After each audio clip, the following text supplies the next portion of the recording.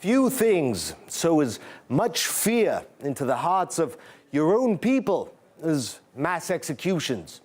The men were executed for adopting terrorist and extremist thinking and for forming terrorist cells to corrupt and destabilize security. Allegedly, among their crimes was disrespect towards authority. Some of them, can you believe, didn't like the king, protested against him. So serious were their crimes that one of those executed was also crucified.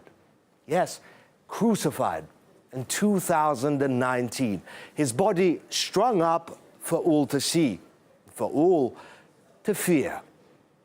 Today's mass execution is a chilling demonstration of the Saudi Arabian authorities' callous disregard for human life. It is also yet another gruesome indication of how the death penalty is being used as a political tool to crush dissent from within the country's Shia minority. In fact, almost half of those killed were executed after taking part in pro-democracy protests. See, the Arab Spring didn't skirt Saudi Arabia. The Shia minority rose up. They wanted change, better, fairer life. The king obviously thought they wanted too much.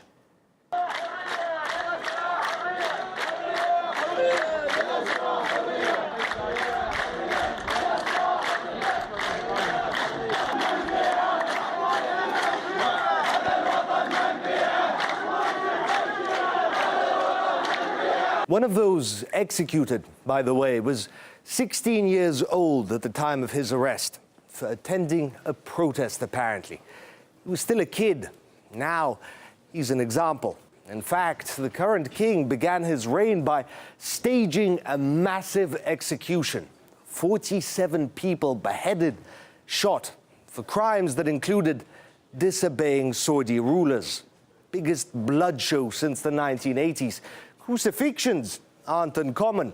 Peaked in 2012 when 5 people were strung up. Paralysis reportedly is also in a judge's arsenal. Seriously, they can sentence a person to be paralyzed as punishment. Roots back to a 4,000-year-old law that someone wrote on a stone pillar. Tooth for a tooth, and literally in this case, an eye for an eye. Saudis took that stone pillar very seriously. In 2005, a court in Saudi Arabia ordered a migrant's eye gouged out as punishment for getting into a fight.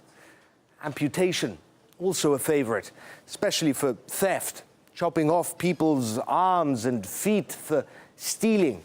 And of course, stoning, reserved for crimes like being too friendly with the opposite sex. What can you say? You want a cherry on top? Saudi Arabia's on the UN Human Rights Council. What a world.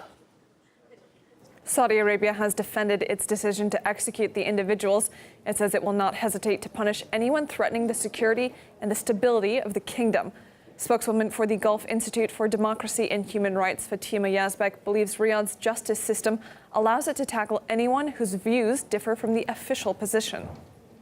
It's not the first time which Saudi Arabia used the death penalty to punish prisoners of conscience who dared to spoke out about the human rights violations in the country. We've noticed that there were, I think, around 5 of the executed people who were really charged by terrorism charges. We don't trust the Saudi Arabian judiciary system. We don't trust how did the Saudi authorities handled the matters, especially against the protesters who took out to the streets to demand rights and freedoms and who spoke out about what was happening in the country.